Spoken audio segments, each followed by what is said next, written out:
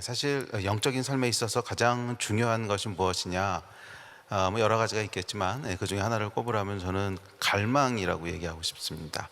그래서 예배를 향한 갈망, 또 하나님을 향한 갈망, 또 주의 나라를 향한 갈망, 또 사명을 향한 갈망, 이런 갈망들이 영적인 삶을 살게 하는 아주 중요한 그런 원동력이고 또 힘이고 그런 줄 믿습니다. 그 영적인 세계에 대해서 어제부터 살펴보고 있는데 이 아침에도 좀 죄송한 것은 또 성경 공부가 돼야 될 것 같아서 뭐 심심한 위로의 말씀을 드리지만, 하여간 우리가 이 진리의 말씀 위에 설 때 진리의 말씀 위에서 우리의 영적인 삶들이 정상적이고 건강하게 서가는 줄 믿습니다. 자, 오늘 본문에 보시면 세상의 영이다 하는 말을 사용하죠. 세상의 영. 그래서 이 표현을 보면 이 성령님만 계신 것이 아니라 또 성령님 말고 다른 영이 있는 것 같아요. 그렇죠? 성경에서 얘기하잖아요. 세상의 영이 있다고. 세상의 영이 있다. 그런데 이 세상의 영에 대해서 뭐라 그러냐면 고린도전서 2장 12절에서 우리가 세상의 영을 받지 않고 하나님으로부터 온 영을 받았다, 이렇게 얘기합니다. 그 얘기는 우리가 성령을 받을 수 있지만 동시에 다른 영도 받을 수 있다는 뜻이죠. 이 말이 그런 의미지 않습니까? 너희가 세상의 영을 받지 않고 하나님께로부터 온 영을 받았다. 그러니까 성령을 받을 수도 있지만 성령 말고 다른 영도 받을 수 있다는 거예요. 그래서 실제로 보면 무당이 이제 신내림 받거나 이럴 때 보면 성령님은 아니신데 뭔가 우리가 설명할 수 없는 그런 영적인 일들이 있지요. 그게 뭐냐면 이제 다른 영을 받은 건데, 그래서 로마서에도 보면 이제 그 영에 대해서 여러 가지 표현을 쓰는데, 너희는 다시 무서워하는 종의 영을 받지 않고 양자의 영을 받았다, 이렇게도 얘기하죠. 뭐 종의 영도 있고 양자의 영도 있습니다. 또 에베소서에 보면 우리의 씨름은 혈과 육을 상대하는 것이 아니요 통치자들과 권세들과 이 어둠의 세상 주관자들과 하늘에 있는 악의 영을 상대함이니라. 그러니까 악한 영도 있다는 거죠. 또 요한일서에 보면 예수를 시인하지 아니하는 영마다 하나님께 속한 것이 아니니 이것이 곧 적그리스도의 영이라. 여기 보면 적그리스도의 영도 있다고 얘기하고 예수를 주라 시인하지 않도록 하는 영이 있다는 거죠. 우리가 예수를 부인하고 또 예수를 시인하지 않는 것은 우리의 그 마음이 또는 이성이 그것에 동의되지 않고 잘 모르고 그래서인 것도 있지만, 사실은 보다 배후에는 뭐가 있다는 거예요? 예수를 주로 시인하지 않도록 하는 영이 있다는 거죠. 그래서 그 영이 우리 안에서 역사해서 예수를 주로 시인하지 못하게 하는, 그리고 이것이 적그리스도의 영이다, 이렇게 얘기합니다. 또 요한일서에 보면 우리는 하나님께 속하였나니 하나님을 아는 자는 우리의 말을 듣고 하나님께 속하지 아니한 자는 우리의 말을 듣지 아니하나니 진리의 영과 미혹의 영을 이로써 아느니라. 진리의 영은 우리가 누군지 잘 알고 있습니다. 성령님이시죠. 그런데 진리의 영만 있는 것이 아니라 미혹의 영도 있다는 거예요. 그래서 이 세상의 영 가운데 이제 미혹의 영도 있고 적그리스도의 영도 있고 종의 영도 있고 악한 영도 있고 뭐 그런 영들을 받을 수 있다는 거죠, 우리가. 그래서 우리 안에 그런 영들이 들어오면 예수를 주로 시인하지 못하도록 하고 부인하도록 하고 하는 그런 일들을 한다고 하는 것을 보게 됩니다. 또 계시록에 보면 그들은 귀신의 영이라 이적을 행하여 온 천하 왕들에게 가서 하나님 곧 전능하신 이의 큰 날에 있을 전쟁을 위하여 그들을 모으더라. 귀신의 영도 있다는 거예요. 그래서 귀신의 영이 있어서 이적을 행한다는 거예요. 이게 사실 무당들이 하는 일이죠. 그리고 또 선교지에 가보면 이제 위치크래프트들이 있고 이런 친구들 보면 정말 능력들을 행하거든요. 그게 이제 귀신의 영이라는 거죠. 자, 이렇듯이 이 영적인 세계에는 하나님의 영만 있는 것이 아니라 다른 세상의 영들이 많이 있습니다. 그래서 오늘 이 아침에는 그럼 이 영이라고 하는 것의 본질이 뭔가 하는 이야기를 좀 나누면서 저희 안에 성령께서 역사하시는 그런 은혜가 있게 되기를 기대합니다. 어제 저녁에도 이제 영에 대한 얘기를 잠깐 했는데, 영의 기본적인 기능은 뭐냐면, 가장 기본적인 기능은 영은 영적인 세계와 소통하는 기능입니다. 그리고 그 가운데 하나님이 계시기 때문에 사실 영이라고 하는 것은 하나님과 소통할 수 있는 기능이라는 거죠. 그런데 어떻게 소통하는지에 대해서는 우리가 잘 모릅니다. 왜요? 한 번도 사용해 본 적이 없어요. 그러니까 태어나서부터 거듭나기 전까지 한 번도 자연적으로 사용해 본 적이 없어서 마치 날 때부터 장님이었던 사람이 본다는 게 뭔지에 대한 컨셉 자체가 없듯이 영을 한 번도 사용해 보지 않은 사람들은 하나님과 소통한다고 하는 것이 무엇인지를 그 개념 자체를 알기가 참 어렵습니다. 그래서 제가 어저께도 잠깐 나눴지만 제가 그 35년 전에 거듭나고 예수님 믿자마자 그 워치만 리가 쓴 영에 속한 사람이라는 책을 보다가 화가 나서 집어던졌다고 하는 게 도무지 무슨 말인지 이해도 안 되고 어떡하라는 건지도 모르겠고 뭐 그런 거죠. 근데 이것이 영적인 삶을 한 번도 살아본 적이 없는 사람들이 당연히 가지게 되는 어떤 당혹스러움인 것 같아요. 그래서 이 우리의 육체와 소통하는, 그러니까 이 보이는 세상과 소통하는 육체의 기능들도 계속 사용하면서 배워야지 우리가 사용하게 되는 거지 날 때부터 자연스럽게 사용할 수 있는 건 아니지 않습니까? 우리 아이들이 응애하고 태어나게 되면 볼 수 있는 눈이라고 하는 기관을 갖고 있지만 그 눈을 사용해서 실제로 보는 것을 하기 시작하는 것은 꽤 시간이 지난 다음이에요. 그래서 이 아이들이 엄마하고 눈을 맞추기 시작하면 이 녀석이 이제 보기 시작하는구나 하는 거 알게 되고 이렇잖아요. 자, 그렇듯이 우리에게 분명히 하나님께서 우리 안에 당신의 영을 불어넣으셔서 그 영적인 존재가 되게 하셨지만 그 영을 사용해서 어떻게 하나님과 소통하는가 하는 것은 많은 경험이 필요하고 배우는 것이 필요합니다. 그래서 제가 한 30년 지나고 나서 다시 그 책을 펼쳐서 읽어보니까 굉장히 많은 부분이 이해가 됐다고 하는 것은 그동안 경험한 게 있는 거죠. 영을 사용해서 이렇게 하나님과 소통하는 거구나. 지금 하나님이 이것은 이렇게 말씀하시는구나 하는 그것을 제가 조금은 이제 알아요. 옛날보다는 훨씬 많이 알아요. 그러니까 물론 아직도 부족하고 가야 될 길이 멀지만 옛날 처음에 비해서는 훨씬 많이 알아요. 그래서 이 영의 여러 가지 기능 중에 이제 오늘 아침에 그 얘기를 다 할 수는 없는데 하여간 직관이라고 하는 기능이 있고 양심이라고 하는 기능이 있고 어쨌거나 그런 몇 가지 기능이 있는데 제가 사실 그 책을 읽다가 가장 화가 났던 부분이 직관이라는 부분이었어요. 이게 어떻게 안다는 거야? 근데 그 책에 보면 그냥 영은 그냥 아는 거래요. 그냥 아는 거래. 이게 그냥 안다고 하는 게 도무지 무슨 얘기인지 이게 도무지 이해가 안 되는 거죠. 근데 지금은요 제가 이 말이 너무 동의가 돼요. 그렇지, 영은 그냥 아는 거야. 뭐 이해하고 배우고 설명한 게 아니고 그냥 아는 거예요. 그래서 지금은 어떤 이제 그 감각들이 제 안에 있나 하면 이거 하나님이 굉장히 싫어하시는구나. 이거 하면 안 되는구나. 물론 죄에 대해서는 우리가 알고 있습니다. 그렇게 하면 안 되죠. 근데 죄 말고도 그냥 A냐 B냐 뭔가 선택해야 되는 문제인데 어떤 걸 선택하려고 하면 제 안에 직관적으로 아는 게 있어요. 이거 하나님이 좋아하시는 거 아닌 것 같은데. 그리고 어떤 것들은 이거 하나님 기뻐하시는구나. 확신이 오고.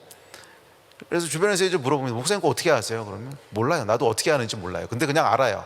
이게 뭐냐면 영은 그냥 아는 거라는 거예요. 그래서 이 말씀 들으면서 지금 화나시는 분들도 있을 줄 압니다. 뭐 어쩔 수 없습니다. 저도 화가 났었어요. 처음에 그 얘기를 듣고 이게 도대체 뭔지. 그런데 한 30년 정말 성령님과 동행하기 위해서 애쓰고 또 하나님 앞에 머물고 기도하고 하다 보니까 조금씩 알게 되는 거예요. 조금씩 이거 하나님이 좋아하시는구나. 이거 하나님이 싫어하시는구나. 알게 되는 어떤 감각들이 생겨요. 그게 사실 우리 영의 기능입니다. 그래서 영의 기능은 우리 육체의 기능처럼 그냥 하루아침에 전부 다 액티베이트 되는 것이 아니고 꾸준히 하나님 앞에서 주님과 교제하는 생활을 해오는 가운데 우리가 조금씩 개발되는 거예요. 이런 영적인 기능들을 여러분 충분히 누리시고 그래서 주님과 깊은 교제를 누리시기를 주의 이름으로 축복합니다. 또한 인간영의 기능 중에 하나는 연합이에요. 연합인데 이제 하나님께서 그 성경에 보면 재미있는 것이 남편과 아내를 만드시고 남자와 여자에 대해서 설명하시면서 둘이 한 몸이라 그렇게 말씀하시면서 이는 예수 그리스도와 교회에 대한 말씀이라 이렇게 얘기하십니다. 그 얘기는 뭐냐면 이 아내와 남편이 하나 되는 연합이 사실은 영적인 세계에 있는 어떤 것들을 가르쳐 주시기 위한 메타포라는 거죠. 그렇죠? 이것은 예수 그리스도와 교회에 대한 이야기라. 그래서 사실 남편과 아내가 하나가 되는 그 연합이 영의 굉장히 중요한 속성이라는 거예요. 영은 연합할 수 있는 기능이에요. 그래서 우리 안에 보면 성령께서 우리 안에 이제 거하시지요. 들어와서 거하시면 사실 그것이 성령님이신지 내 영인지 구분할 수가 없어요.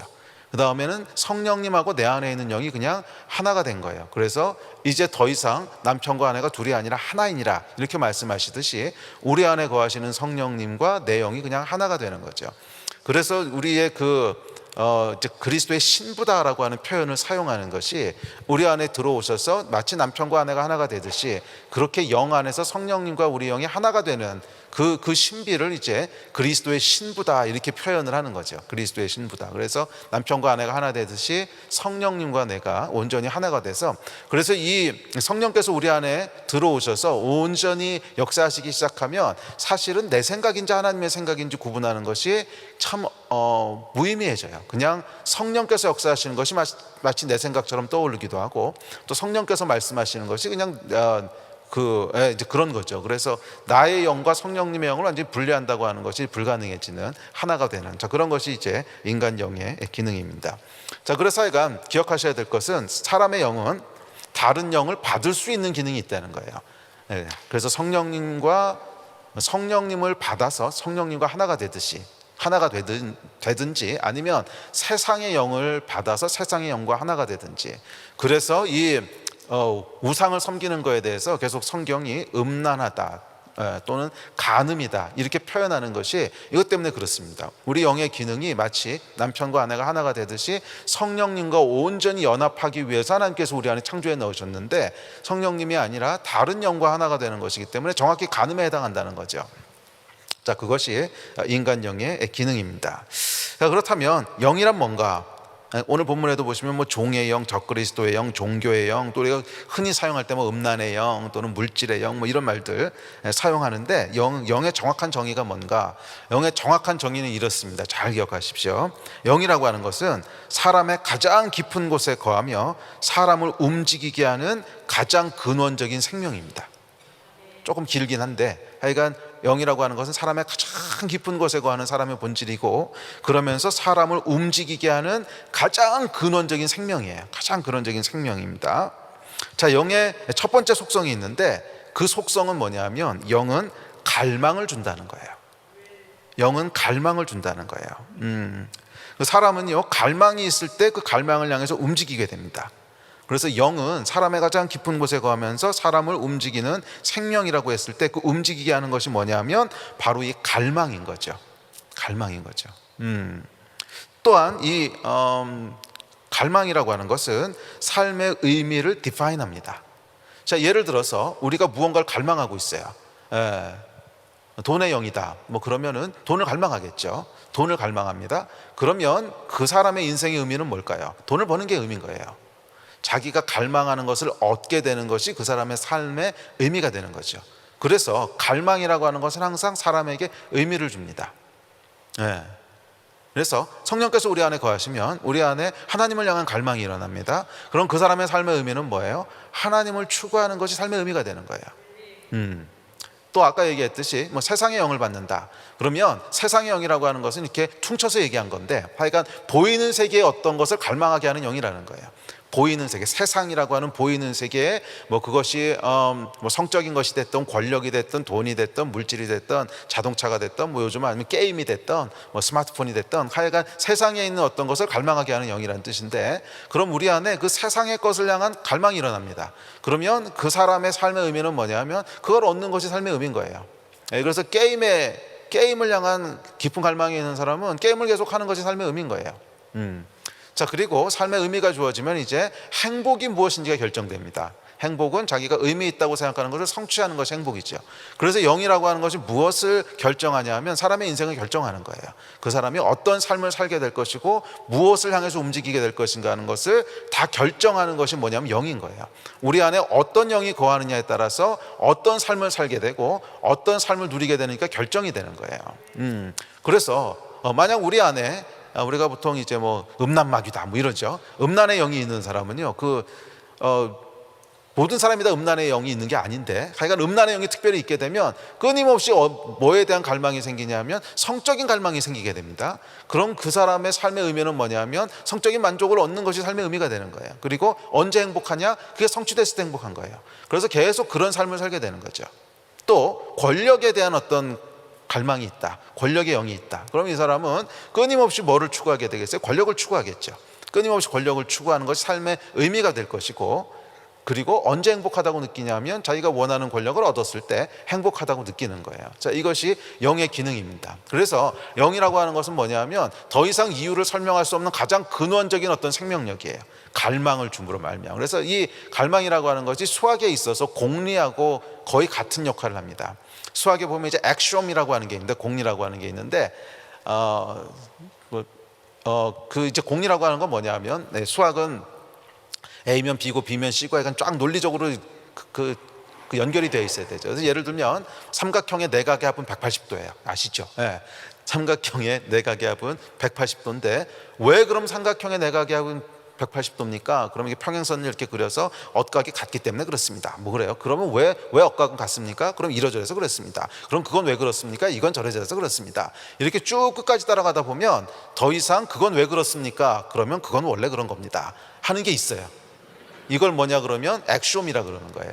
공리라 그러는데 수학에 보면 이 공리가 수학 전체를 형성하는 공리가 12개에서 13개 정도 있어요. 그래서 그 12개에서 13개 정도는 더 이상 증명할 수 없는 거예요. 그냥 그렇다고 약속을 하자 하는 것이 이제 액시오매틱 시스템이라고 보통 그러는데 뭐 그 중에 하나가 이제 평행선 공리 같은 것도 있어요. 선이 하나 있고 점이 하나 있으면 그 점을 지나고 이 선의 평행한 평행선은 오직 하나 존재한다. 뭐 이런 게 있는데 약간 그런 것들이 이제 액시옴이에요. 그러니까 그거는 증명할 수 없는 거예요. 그건 그냥 이제 그런 거예요. 그냥. 예. 자, 그런데 인간의 삶에 있어서 영적인 원리에 있어서 그런 액시옴에 해당하는 게 뭐냐면 갈망인 거예요. 갈망이 액시옴에 해당하는 거기 때문에 그 갈망은 어디서부터 왔습니까? 그럼 설명이 안 돼요. 제가 정확히 그랬습니다. 제가 대학교 1학년 끝날 때쯤에 이제 인생이 너무 허무해서 그 허무한 가운데 이제 예수를 믿게 됐는데 예수 믿고 나서 제가 제 주변에 이렇게 방언 기도하는 친구들이 그렇게 많았어요. 방언 기도하는 친구들이 많았는데 이 친구들이 너무 부러운 거예요. 이게 기도회나 어떤 기도 모임을 가면 막 큰 소리로 부르짖고 오래 기도하고 그러는데 저는 막 열심히 전 세계를 돌고 와도 5분밖에 안 가는데 이 친구들 1시간 2시간씩 기도하고 너무너무 부러워서 제가 이 방언 달라고 하여간 6개월을 쫓아다녔어요. 6개월을 하여간 신령하다는 집회는 다 쫓아다니면서 이제 방언 받으려고. 그러다가 드디어 이제 성령 체험을 하게 됐어요. 성령께서 임하시고 방언 받고 그런 체험을 했는데 그리고 나서 참 놀라운 변화가 일어났어요. 참 놀라운 변화예요. 정말 한순간에 일어났어요. 인스턴틀리 일어난 변화인데 성령을 밤 집회에서 받았겠죠. 밤 집회에서 받고 집에 돌아와서 자고 아침에 일어났는데 제 안에 어떤 생각이 올라오냐 하면 나는 주를 위해 살 거야. 이게 도대체 어디서 올라오는 생각인지 설명이 안 돼요. 왜 갑자기 하루 만에 나는 주를 위해 살 거야 이렇게 됐는지 이게 누구한테 물어봐도 설명해 주는 사람이 없고 나 스스로도 리즈닝이 안 돼요. 제가 이제 수학 전공이잖아요. 그러니까 모든 게 다 리즈닝이 돼야 되는 사람인데 이게 리즈닝이 안 되는 거예요. 갑자기 내 안에 왜 그런 마음이. 근데 하여간 올라와요. 나는 살아도 주를 위해서 살 거고 나는 죽어도 주를 위해서 죽을 거야.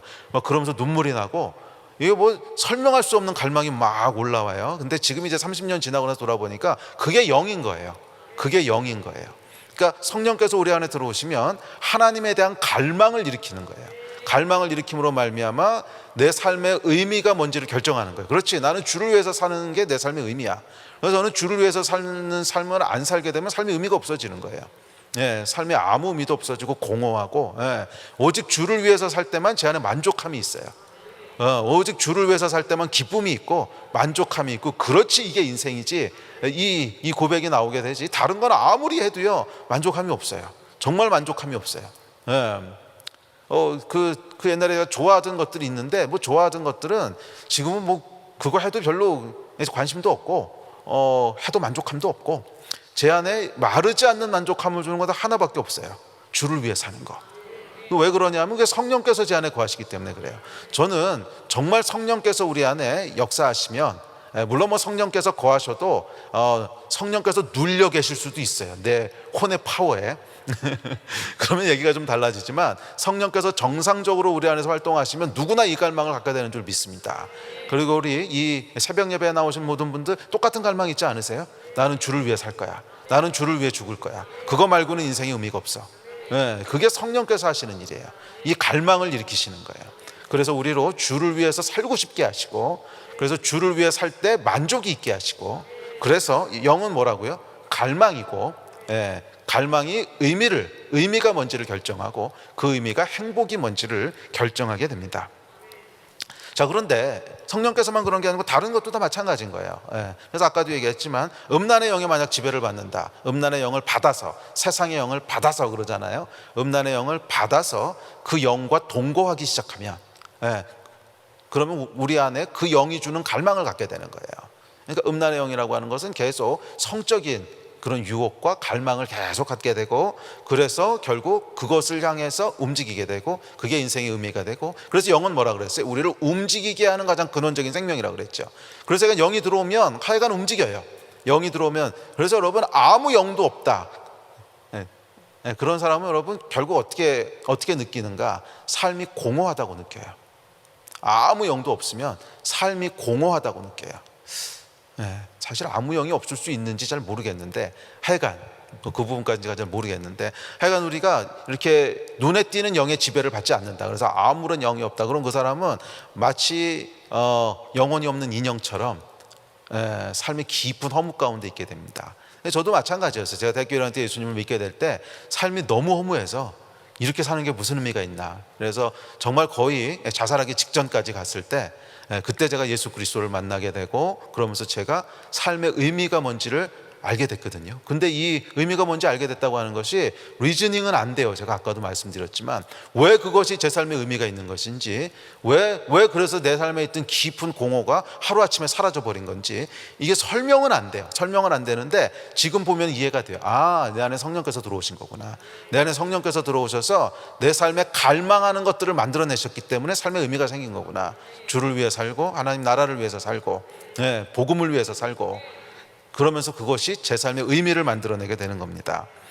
종교의 영도 마찬가지입니다. 종교의 영은 그 종교의 영이 우리 안에 들어오게 되면 종교 행위에 대한 것들을 중요하게 생각하고 그걸 갈망하게 되고, 그래서 종교 행위를 계속 하게 되고, 종교의 어떤 의식과 행위를 할 때 행복하다고 느끼고 이런 거죠.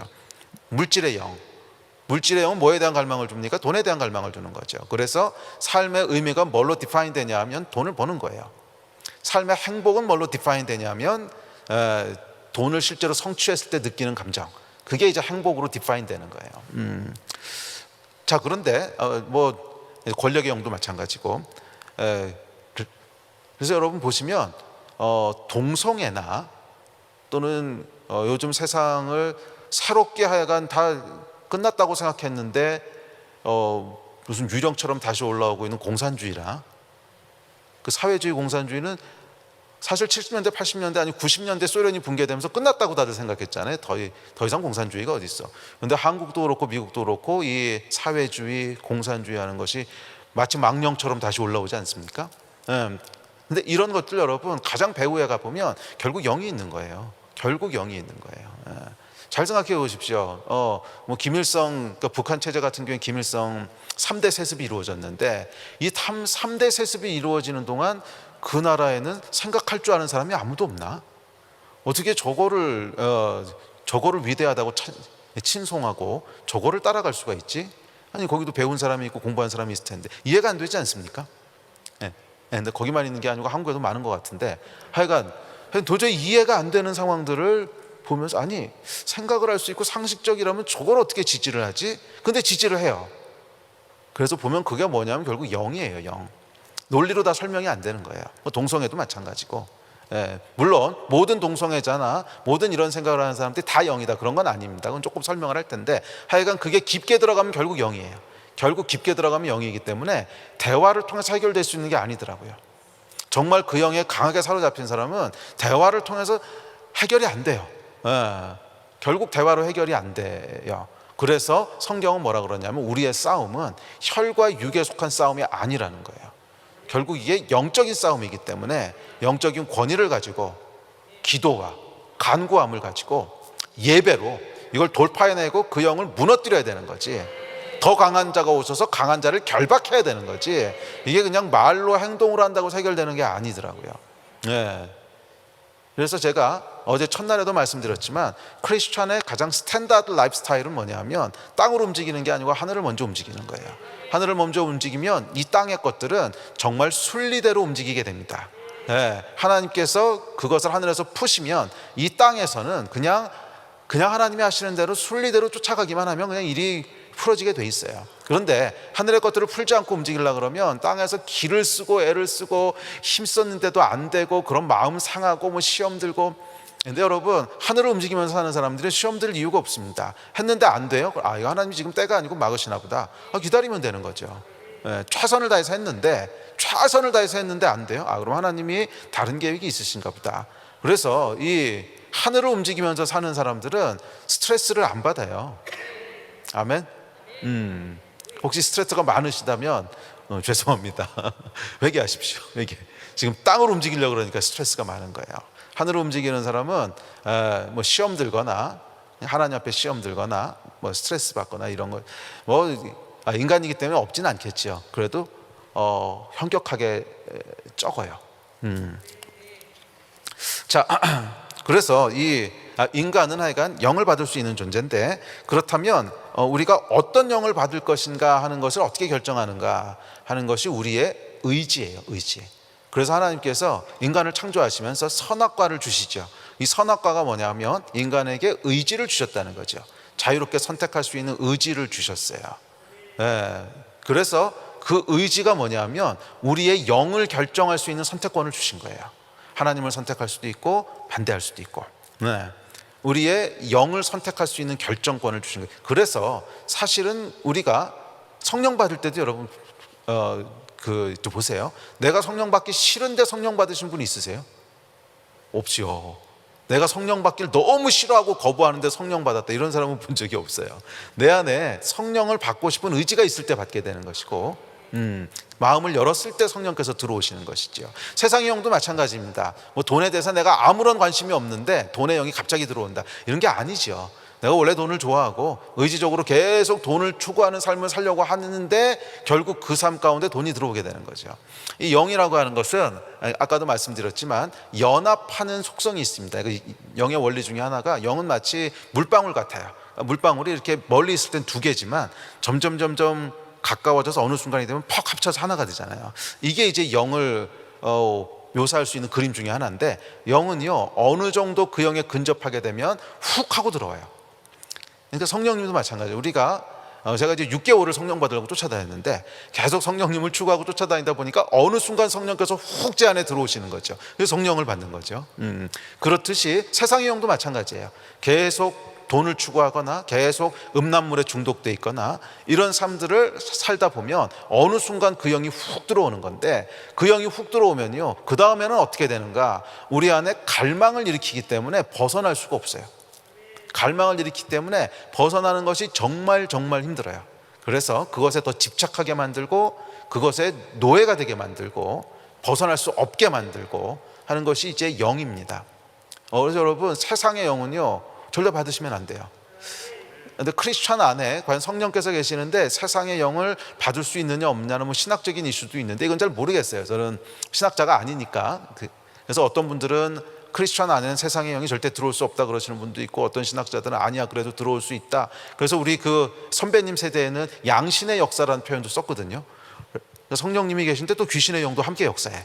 그래서 양신의 역사라는 표현도 쓰고, 근데 또 어떤 신학자들은 그거 불가능하다 그러시는 분도 있으시고, 근데 모르겠어요. 그런데 임상적으로 볼 때, 실험적으로 볼 때, 제가 목회를 하면서 보니까 성령 받은 사람들도 뭐 그런 세상의 영에 직접 들어온 건지 아니면 그 영이 밖에서 장난치는 건지 모르겠지만 하여간 그 영의 영향을 받더라고요.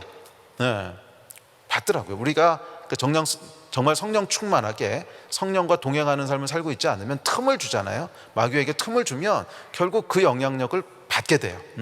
그래서 여러분, 마귀에게 틈을 주지 마시기를 축복합니다. 자, 그렇다면 우리가 어떻게 영이 우리 안에 들어와서 우리를 통치하게 되는가? 자, 보면 오늘 읽으셨던 본문에 보면 고린도전서 2장 10절에 이렇게 말씀하십니다. 오직 하나님이 성령으로 이것을 우리에게 보이셨으니 성령은 모든 것 곧 하나님의 깊은 것까지도 통달하시느니라. 자, 이게 통달한다는 말이 있는데, 통달한다는 말이 무슨 말인지 아세요? 이게 안 쓰는 표현이라서 잘 모르죠. 영어 성경으로 보면 search 한다는 거예요. search. 그리고 원어 성경에도 보면 에류나우라고 되어 있는데, 이 헬라어 에류나우는 정확히 서치한다는 거, 추구하다, 찾다, 조사하다, 살피다, 그런 뜻이에요. 그래서 성령님은 하나님을 찾고 조사하고 추구하게 하고 그렇게 한다는 거예요. 이게 영의 속성입니다. 그 영은요, 그 영을 에류나오하게 하는 거예요. 그것을 찾고 서치하고 추구하고 집착하고 하게 하는 겁니다.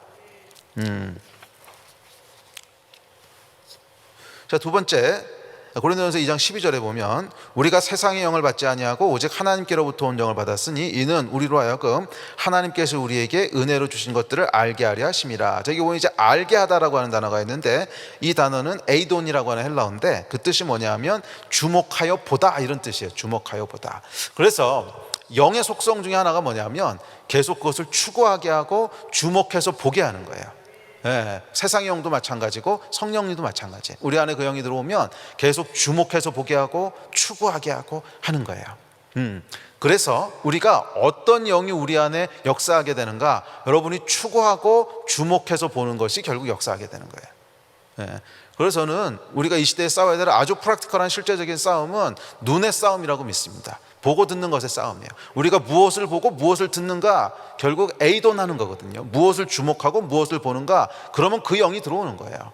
처음부터 우리 안에 영이 역사하는 건 아니겠죠. 그런데 이 물방울 아까 얘기했잖아요. 점점 가까워지다가 훅 하고 하나가 되듯이 이 영적으로도 그래요. 게임도 마찬가지고 음란물도 마찬가지고 권력도 마찬가지고, 처음에는 그냥 호기심에서 시작하고 처음에는 그냥 통제할 수 있는 범위 내에서 그 일을 시작합니다. 그런데 계속해서 에이돈하고 에류나오 하잖아요. 그래서 서치하고 찾고 추구하고 보고 또 보고, 그러면 어느 순간 이게 훅 하고 우리 안에 들어오는 거예요. 그러면 그 다음에는 우리의 혼의 힘으로는 저항할 수 없습니다. 영이요, 여러분, 혼을 지배하는 기능이 있기 때문에 그렇게 훅 하고 들어오면 거기에 대한 깊은 갈망을 가지고 우리를 끌고 가기 때문에 혼의 힘으로는 저항이 안 돼요. 그래서 결국 이 상태가 되면 축사가 필요합니다. 결국 이 상태가 되면 축사가 필요해요. 예. 그래서 여러분이 축사 사역이나 그 기도 사역을 해보면 결국 그렇게 해서 이 영을 끄집어내서 쫓아내잖아요. 그러면 이 안에 인스턴트리 변화가 일어나는데, 무슨 변화가 일어나냐면 갈망이 달라져요. 그것을 계속 갈망하던 마음들이 사라져요. 예. 그렇다고 완전히 해결된 건 아닙니다. 그런데 또다시 그것을 에이돈하고 에류나오 하면 또 들어오는 거예요. 그 다음에 7 귀신이 들어오겠죠. 예. 그래서 여러분, 틈을 주지 마십시오. 예. 자, 그렇다면 이것을 바꿔 얘기하면 어떻게 우리가 성령 충만하게 살 수 있는가? 어떻게 성령 충만하게 살 수 있는가? 그것은 성령님을 에류나오하고 성령님을 에이돈하시면 됩니다.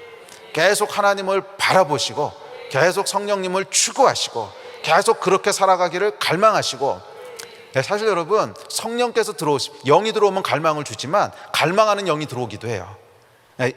그러니까 물리학의 법칙에 보면 전자기학 법칙이 있습니다. 죄송합니다. 제가 이제 배운 게 그거밖에 없어가지고서. 전자기학 법칙이 있죠. 그래서 일렉트로매그네틱 필드라고 전자기장이라는 게 있는데, 여러분 자전거 타보신 분들은 알지만 자전거를 막 이렇게 하고 가면 이 옆에 불이 들어오죠. 그게 뭐냐면 전기를 만들어낸 거거든요. 자전거를 계속 돌리면 그 돌리는 타이어에 이제 그 뭐가 붙어 있냐면 발전기가 붙어 있어요. 그래서 그 안에 전기 코일이 이렇게 감겨 있고 자석이 있어서 자석이 막 빨리 돌면 이 마그네틱 필드, 그러니까 자기력이 전기를 만들어내는 거예요. 그런데 반대도 성립해요. 반대도 성립하는 게, 전기를 흘려보내면 자기장이 만들어져요. 자기장을 돌리면 전기가 만들어지고 전기를 흘려보내면 자기장이 만들어져요. 그래서 이게 쌍방으로 왔다 갔다 하는데 영적으로도 비슷한 원리가 있어요. 우리 안에 영이 들어오면 갈망을 일으키지만 어떤 영이 들어오느냐? 갈망하는 영이 들어오는 거예요. 갈망하지 않는데 영이 들어오지 않아요. 그러므로 어떻게 세상의 영이 아니라 성령 충만한 삶을 사는가? 성령님을 갈망하셔야 돼요. 성령님과 동행하기를 갈망하셔야 되고, 예배를 갈망하셔야 되고, 정말 하나님과 어떻게든지 한순간이라도 더 있고 싶어하는 그 갈망, 그 추구하고 보고 찾고 하는 이 갈망이 여러분 안에 성령께서 역사하시는 중요한 통로가 되고 축복이 될 줄 믿습니다. 오늘 하루도 성령님과 동행하시고 성령님을 갈망하시는 그런 하루가 되시기를 주의 이름으로 축복합니다.